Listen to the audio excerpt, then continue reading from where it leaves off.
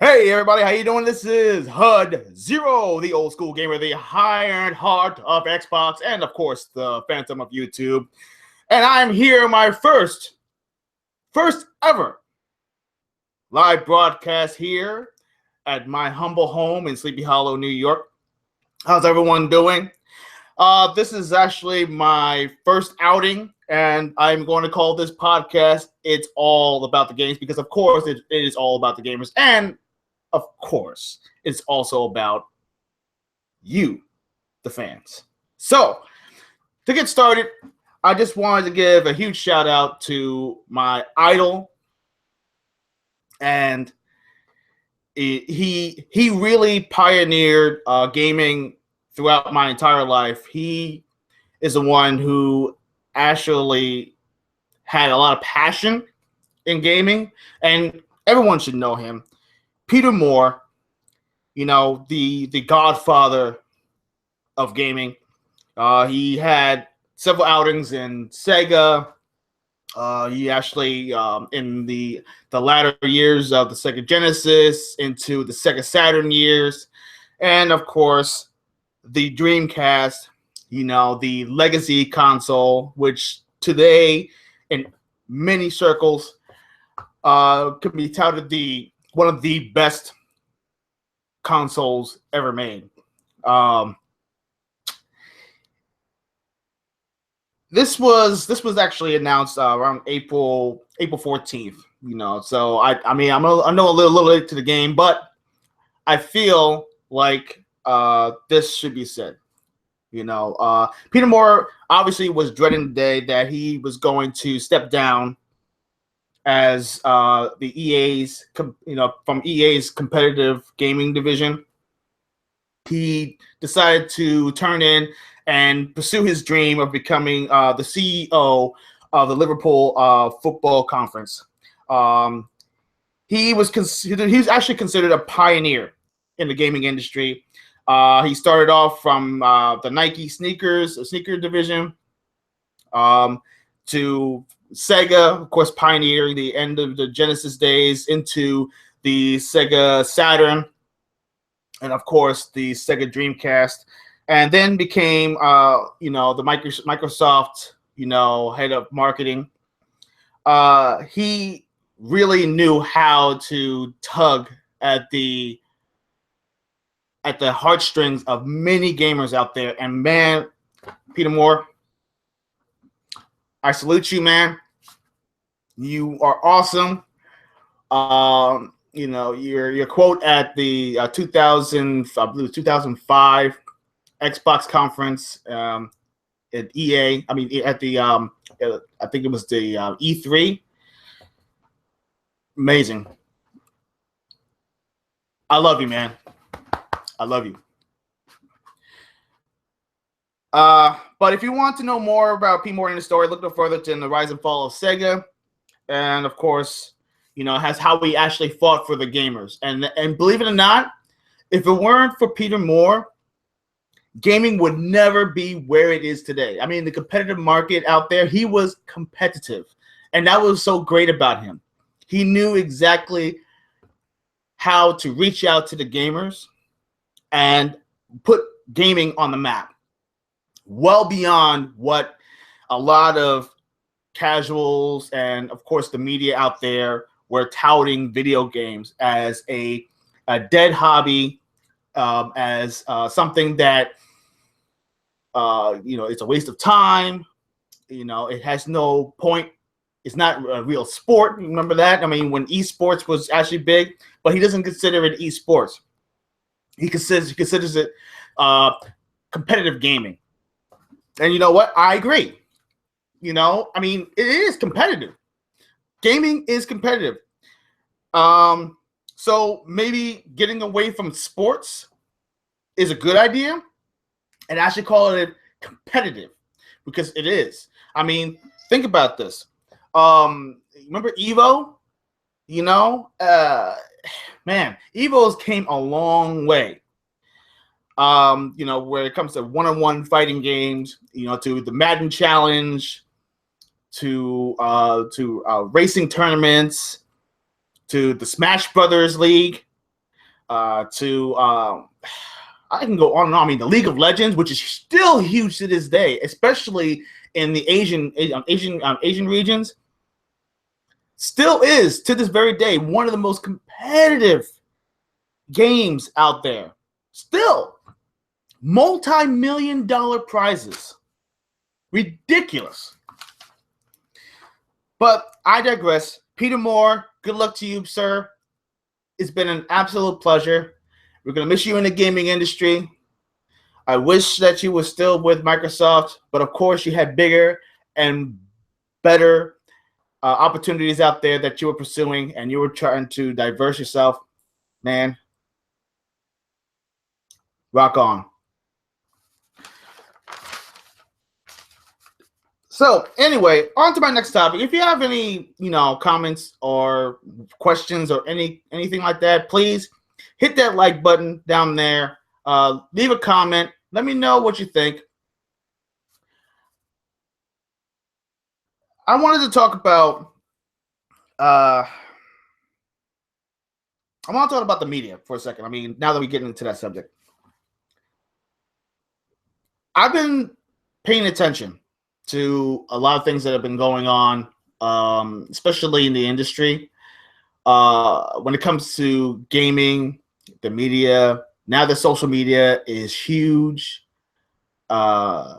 It's huge, and it's something that concerns me in a sense, because everyone is so vocal. Everyone has a very solid opinion. But the problem that I have is gaming outlets that consider themselves journalists. They really do show an agenda. Now, I understand how a lot of people out there are being, I guess, kind of turning a blind eye to this, but hear me out. When Project Scorpio was announced, and of course Eurogamer and Digital Foundry, they had an opportunity to get firsthand on Project Scorpio and all its specs, and the specs are absolutely amazing. If you want to check it out, you can check out the Eurogamer site, and also go to Digital Foundry, and you can see the videos for yourself. But man, Scorpio is gonna be a beast. It's gonna be a beast, But of course, there are a lot of media outlets out there that are downplaying what Project Scorpio can do, and I guess it's all for their own reasons. But the problem that I have here is that they consider themselves journalists. Now, there is a difference between journalism and tabloidism. Now, the difference is tabloids are a opinion piece, okay? And then you have the journalists, which actually seek the truth. And they go out there and they announce things that are going on, but they don't show their opinion. Now, I do not consider, I don't like to shout out names, but these two in particular really did stick out like a sore thumb. They actually head of Kotaku, okay? Peter Brown and Jason Schreier. They took to Twitter and decided to take it to their own account that, there's no point of being objective when it comes to announcing things, because it's within their own rights. But the problem is that they can't consider themselves as a journalist. Okay, they are more of a tabloid style of journalism. It's it's not really in the same context and everything of actually going out there and leaving information for the people to. I'm trying to word this right. It really rarely makes a statement, I guess, it's rarely out there to make a statement for a lot of gamers. I mean, I'm pretty sure they are gamers to go out there out of their way on a journalist site such as Kotaku and put out their opinion pieces more than when it comes to news. Now, if you want to put out the news, put out the news. But if you're going to go out there and put out your opinion more often than the news, you're no longer a journalist. You're pretty much a tabloid. It's like almost like the Sun or the National Enquirer.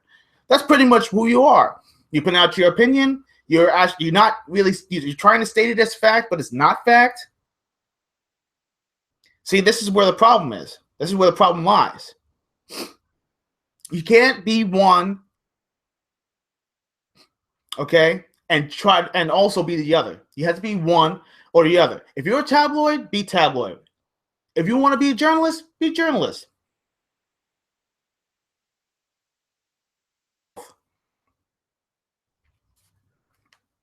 And it really does put a tarnish.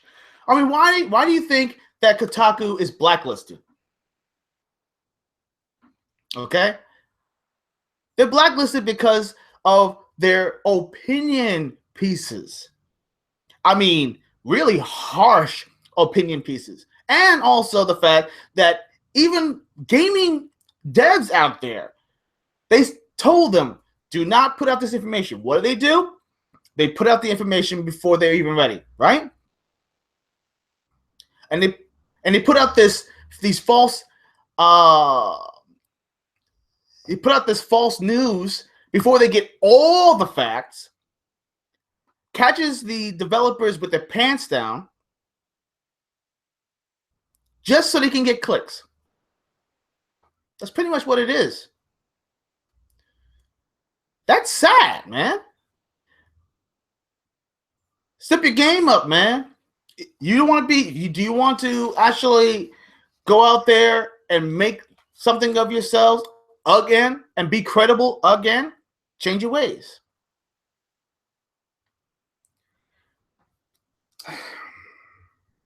I don't want to go on with this because, I mean, really, it does make me sick to my stomach. I mean, I have some really harsh words to say, but you know what?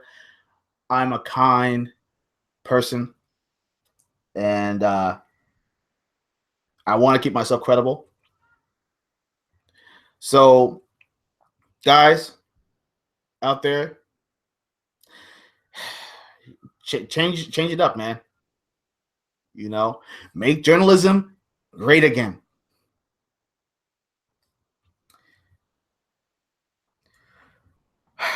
Well, moving on to my next topic, to brighter news. Phil Spencer, this is actually going to be changing the game by announcing. He actually put out something. I believe it was on Xbox Wire, and he mentioned something about he made a blog, and he said something about Xbox One exclusives. And surprisingly enough, in his blog, it mentioned nothing about Windows 10. Yeah. I feel that the Project Scorpio, is going to have exclusives. Xbox One is going to have exclusives again. Now, depending on your opinion, I think this is a good thing because Xbox has to be able to keep an identity because this is something that everyone's been arguing about. Everyone's been arguing about this. Xbox needs exclusives. It needs an identity. It needs something to solidify itself in the gaming industry. And believe it or not, games are the most integral part to make the console enticing to the casual market out there, because the casuals out there, granted, they're not as deep as most of us hardcore gamers are out there, but when you push comes to shove, when it comes to the games that Xbox has and having it kind of split into the PC and Xbox One gaming catalog, you can't really consider it as a major exclusive. Now, you can call it a Microsoft exclusive because it's actually part of the Microsoft ecosystem, but you can't really consider it console exclusive because it's not. It's more like, it's like, hey, you know, I have this game, but you could be able to play it on PC too. Now, the PC guys say, hey, why should I have to get myself an Xbox One? You know, I could play it on PC anyway. I mean, if you have a very powerful rig, you can be able to play these games. Trust me, my computer is pretty capable, but most of the games out there, like Killer Instinct and what was it called? The Quantum Break, I can't play that for nothing on my computer, man. As a matter of fact, it can't even play Recore. And Recore is not really that demanding, but it's demanding enough that I can't play it on my PC. One day, I'll actually have the time to be able to build a powerful rig. Probably put $500 or $600 to the side and build my own PC. And I'm more than capable of doing it. I've done it before. Just never really had the time. But I digress. This is a good opportunity right now for Xbox to make its mark. Right now, the Scorpio effect is actually happening. It's happening throughout the media. It's happening throughout the social circles. You know, throughout Twitter, through Facebook. You know, all over the place.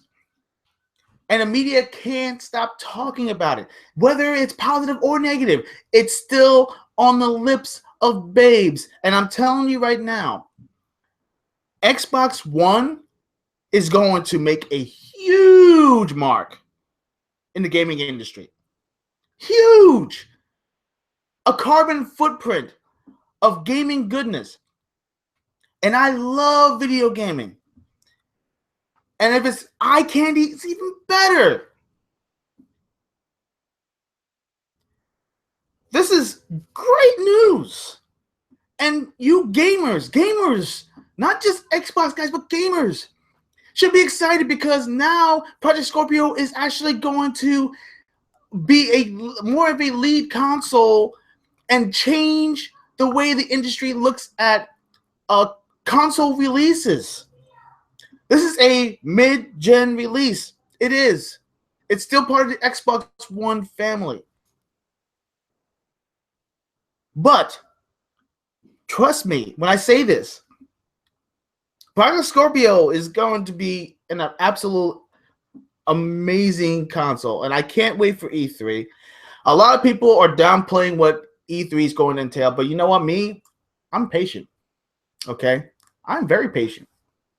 I'm like a surfer boy, you know, waking up in the morning, waxing my board, putting on my wetsuit, going down to the water, and waiting for that big wave.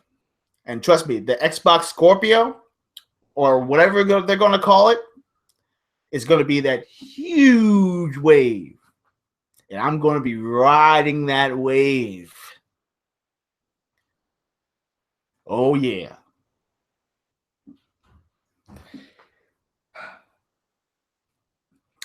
But going on to, you know, besides E3, there are the Xbox team is going to be having another FanFest.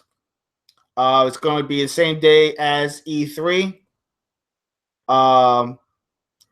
Now, there is a positive and a negative to this because now you have to reserve your spot at the FanFest. You can't just show up. You're gonna have to register now to try to. They're gonna try to organize it better. So you have to go on there. I'm gonna look up more information about that because I just found out earlier this morning. But I'm going to leave it on one of my links. But the FanFest is happening this year. They said it's going to be bigger and better than last year.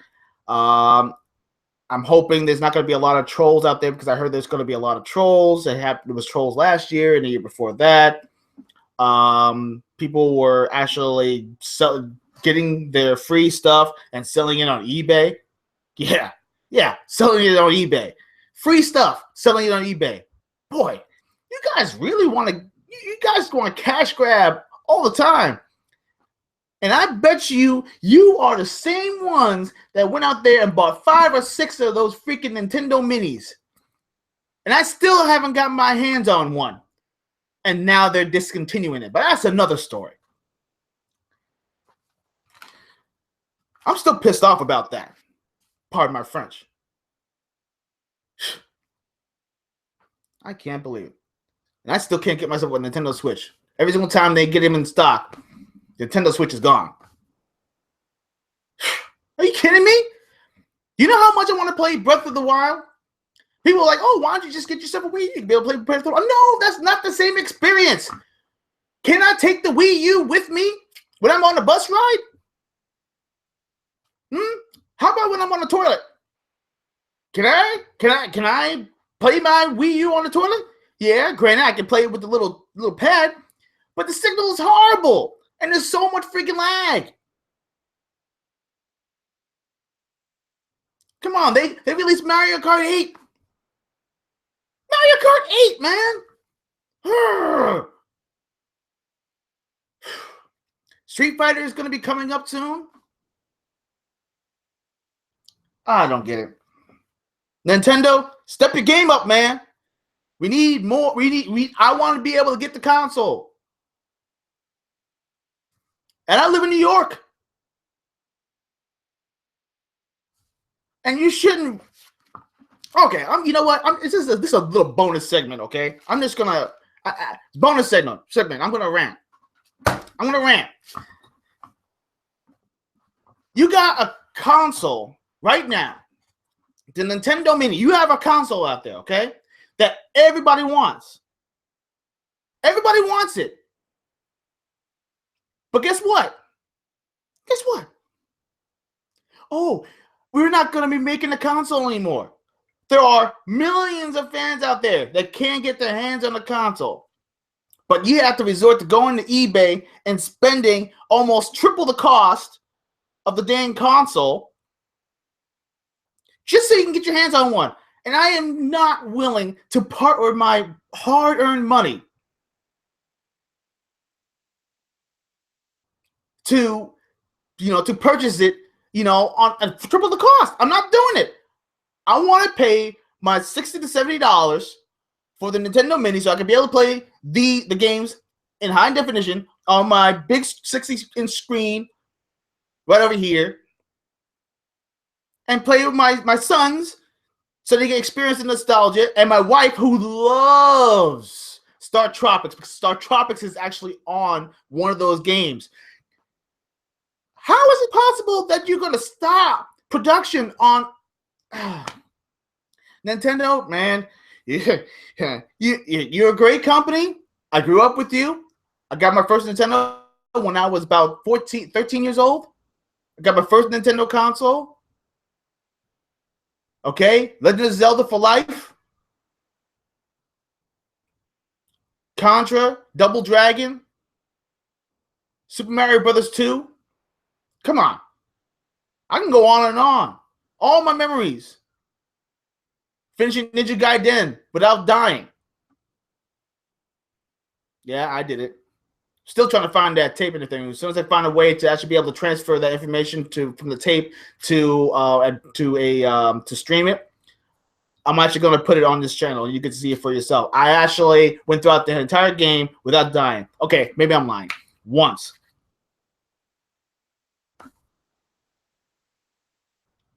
But I think Nintendo should reconsider. They should reconsider, canceling or stopping the production of the Nintendo Switch, the Nintendo Mini. They should reconsider and actually go full steam with the production of the Nintendo Mini and coincide with the Nintendo Switch. Unless you're thinking about opening up the virtual store and kind of throwing in a bigger library of Nintendo games that I could be able to purchase on the go. As soon as I get my hands on the Nintendo Switch, I could be able to enjoy that.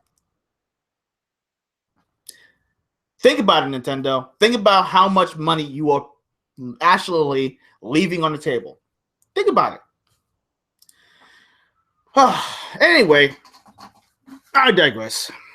Once again, you're going to see that a lot throughout the show and everything, but I'm pretty sure this is going to make it very authentic. Bear with me. So, anyway, getting back to E3, Eurogamer says there's actually going to be a big surprise about Project Scorpio that they are not willing to announce. Now, there are going to be more announcements about Project Scorpio in the upcoming weeks, so please keep your ear to the ground, and I certainly will, and you will hear it here first on this channel. So if you are a big fan and you actually want to know more, go ahead, hit that like button, subscribe. Leave a shout out, whatever you want to do. But I'm wondering what the big surprise is going to be. Is it going to be the sheer size? Because the rumor has it that it's going to possibly be smaller than the Xbox One S? Or is it going to be the price that's going to shock people? Now, speaking of price, a lot of people were saying, it's going to be the sweet spot. It's going to be roughly around $4.99. Which, believe it or not, judging by what's in the box, that's a reasonable price. I mean, the sheer raw power that the console is going to entail, it's going to be a beast. It's going to be a beast. I still can't get over that. The porting Forza Motorsport 6 Apex in 2 days. One-man army. And then hearing that some developers are actually doing it in 1 day with one person. One! Do you know how fast the games are going to be churning out?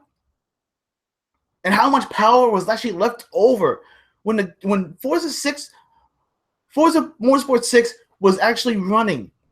Okay, without optimization, up to 66% of its power, sometimes hitting about 80%, with 20% overhead left. That's ridiculous. And the game was running at 4K, 60 frames per second, in ultra settings. That's with all the bells and whistles. That's ridiculous. Holy cow! Just thinking about this, I can't wait. I'm gonna get myself a better TV. Right now, I'm still with my current 60-inch TV. It's 1080p. Doesn't have those wonderful hertz and good doohads and doohickeys. But you know what? It's a beautiful screen. I like it. It plays the games that I actually like to play. But I'm actually thinking about jumping up to a nice 4K set, which I actually seen I'm going to be jumping on that, get myself a nice 60-inch 4K TV with HDR, with all the bells and whistles. And when Project Scorpio comes out later this fall, or probably this holiday season, I'm gonna have my hands on it. I'm gonna get a reserve on it. I'm hoping that they actually say, hey, you know what? You could be able to reserve it now because you can't. There's a placeholder right now on Amazon, but you can't reserve it yet because there's no price. Now, I mentioned before, once again, $4.99. Okay, $4.99. Now, that's all well and good, but if Microsoft wants to make a statement to the industry, which I believe they are, they're going to leave a statement in the industry saying you don't necessarily have to go super high end with the console. You can still get power out of the console. They made a custom chip. A custom chip in, and the GPU was custom, the CPU is custom, DX12 or DirectX 12 is embedded into the hardware itself, reverse engineered, that works for the engines in the industry right now. Frostbite, Havoc, Crytek. Holy cow. This is amazing stuff. I think they're going to leave a dent in the industry, and they're going to come in, get this, and you hear it first. You hear it here first. Actually, matter of fact, you probably hear it in many circles. $399. Yes, that's right. $400. They're going to come in at $400 and shock the industry, because people are still saying it's going to be a premium product. It's probably going to be $500, most likely $550, close to $600, which I highly doubt. If they do that, they might as well call the Xbox, the Scorpio, dead in the water. No matter what it's called or what it looks like. And a lot of people saying, but it's a premium product, and people were willing to pay it. Yeah, granted, there are people out there that are willing to pay it. But you know what? If they really want to make a dent in the industry, and a lot of people out there who were burnt about the Xbox One's reveal back in 2013, that dreaded day. I still got it on day one. I love Xbox. I still do. It's a part of the ecosystem. I had to swallow that bitter pill. But when it came down to it, the games were compelling enough to actually for me to pick it up. Okay, granted, it did come with the Kinect. Yeah, okay. Didn't really use it that much, and I did like the fact that you could be able to do voice control, and there was some motion games that like D4, which nobody actually see. Shout out to my guys out there, Cordy, the guys at Cordy out there. They made it an amazing game, and I actually enjoyed it, but no one really bought it. Okay, motion controls were pretty much but $399, man. I think $399. That's what they're gonna do. I don't know. Leave your comments below. Let me know what you think. Next topic. It's really important, and I think this makes more sense than anything. It's about fanboys versus neutrals versus casuals. Now, I'm going to tell you the reason why that I believe that there is a distinct difference.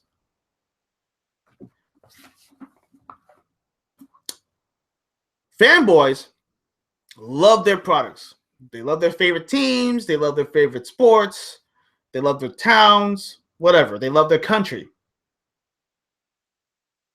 Now, of course, if you're a fan, or a super fan, you're going to defend it to the very end, no matter what anybody thinks. And you will tell people who actually do not like it to go piss off.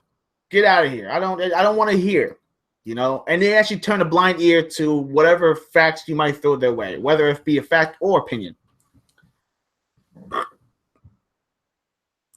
But You know, they are passionate. They're vocal. These are the ones that actually will buy your products day one. They will wait in line. Yes, there are Apple fanboys out there that love Apple products. When is the new iPhone coming out? It could be the iPhone 8 doohickey Whatsahoozy. The most silliest name in the world. They will be the first in line to be able to pick it up.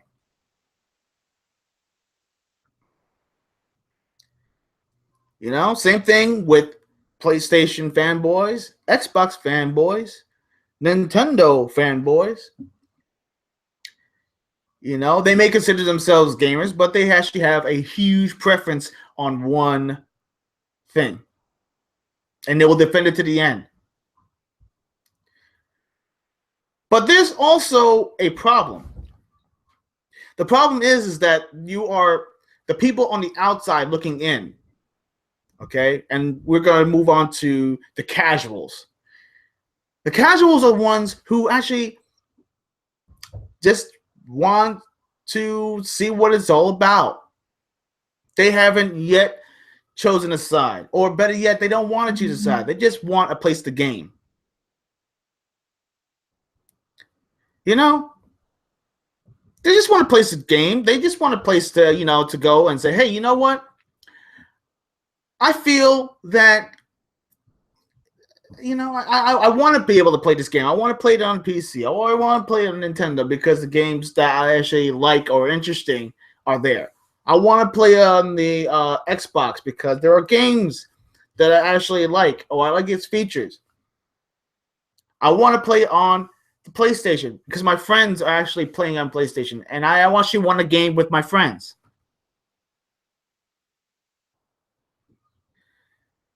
But the casuals don't care about what's going on in the industry. They don't care. They don't care about any of that stuff. They don't care about the specs. They don't care about all that the doohickey stuff. They don't care. They don't care that about what's going on in the media. They don't care. They just want to place the game. They want the little bit of a little piece of entertainment. They want to know what gaming is all about. Then you also have the neutrals, the ones that are kind of in the middle. The neutrals are the ones who actually love all game systems. They're a gamer, they're a solid gamer. But they get sick and tired of hearing about East versus West, North versus South, PlayStation versus Xbox versus Nintendo. They don't care about this stuff. PC guys versus console guys. They don't want to hear it. They like gaming overall.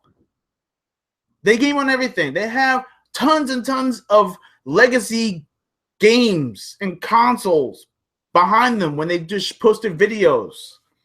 They probably have a basement full of a ton of freaking Atari 26 and 78 and 5400 cartridges.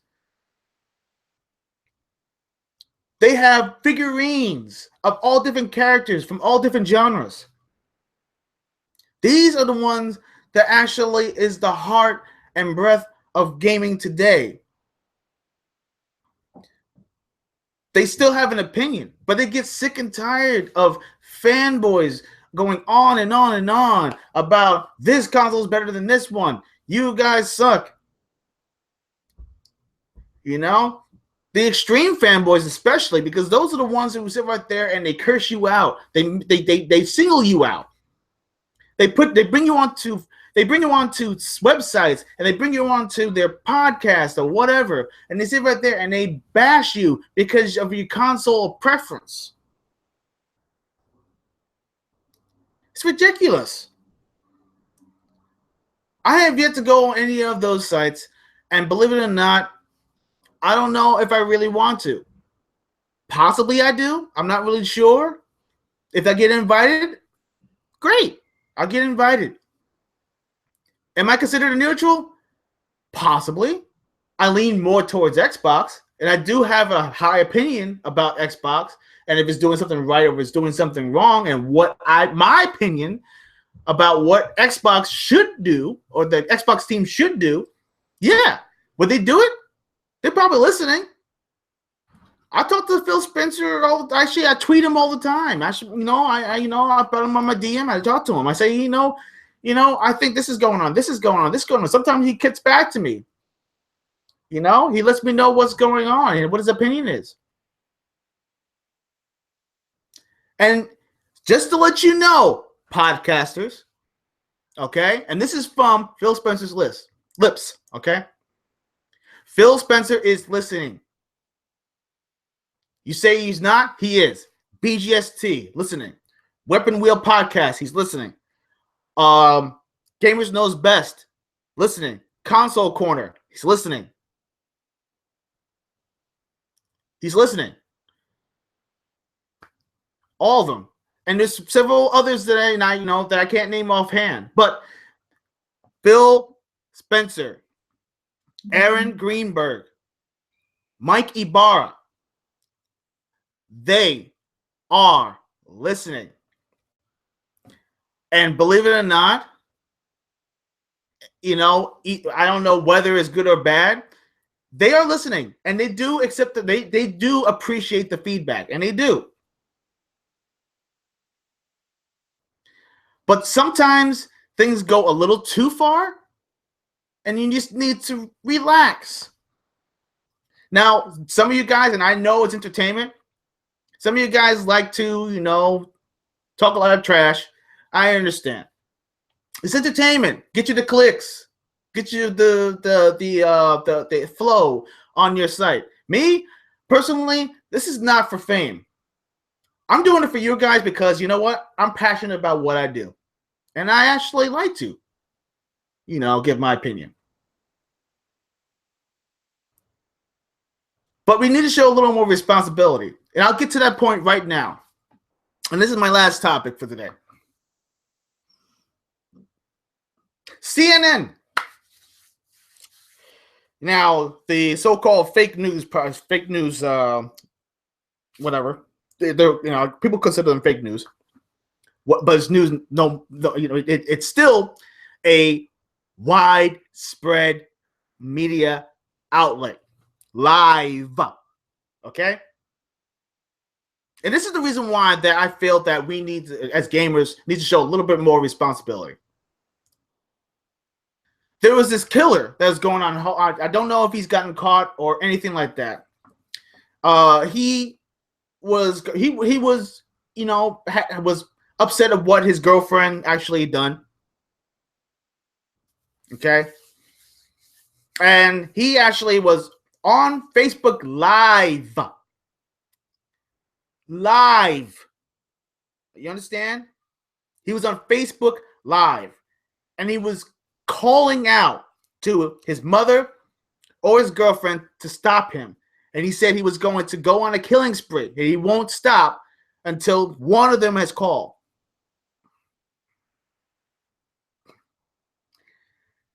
What is this world coming to? I have no idea. But CNN actually put out the information about what he looks like and whereabouts and all that stuff, and just stay out of his way, lock your doors, don't confront this man, none of that stuff. But to contact authorities if you do see him. And this douchebag, and I'm sorry, I'm going to call him a douchebag, says it's like a video game. Are you kidding me? A video game. Now, we are already in a negative light. But the fact that you actually had the nerve, the gumption, to say that, hey, this is like a video game. It makes us kill. I mean, CNN. This is not the only time that he actually did things like this, by the way. Okay? Several occasions they actually bring up the subject of video games and said video games is bad for the industry. Video games are actually make your kids killers. Video games are actually keeping kids out of school. Video games is preventing people from getting jobs. Video games are actually keeping kids out of college.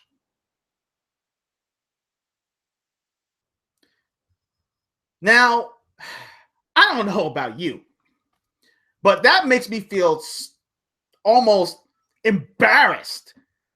Almost embarrassed to be a gamer. Can you believe? Can you believe what CNN actually said? Are you kidding me? Like a video game. Like a first-person shooter. Yep. Listen, guys. Video games have come so far, and I am proud to be part of this gaming industry, and I'm glad to support it. But I do not support the toxicity of people out there, calling people names, downgrading them, making them feel bad because of their console purchase, saying these toxic things. But you should go over there and you shouldn't support CNN. I'm not supporting them. They are completely ridiculous. And the fact that they actually connected video games to murder, death, kill. And they said, oh, it makes you a killer. Right. And cooking mama makes me the better cook. Yep. I'm a chef. I play cooking mama. I'm a chef. Crazy Taxi. Guess what? I'm a taxi driver. I know how to play. I know how to ride taxis. I'm Crazy Taxi. I play Virtua Fighter. I could do all those moves that you see in Virtua Fighter. So that makes me a fighter. I play UFC. I'm a UFC champion. I could be a champion. Yeah, get yourself in that octagon, okay?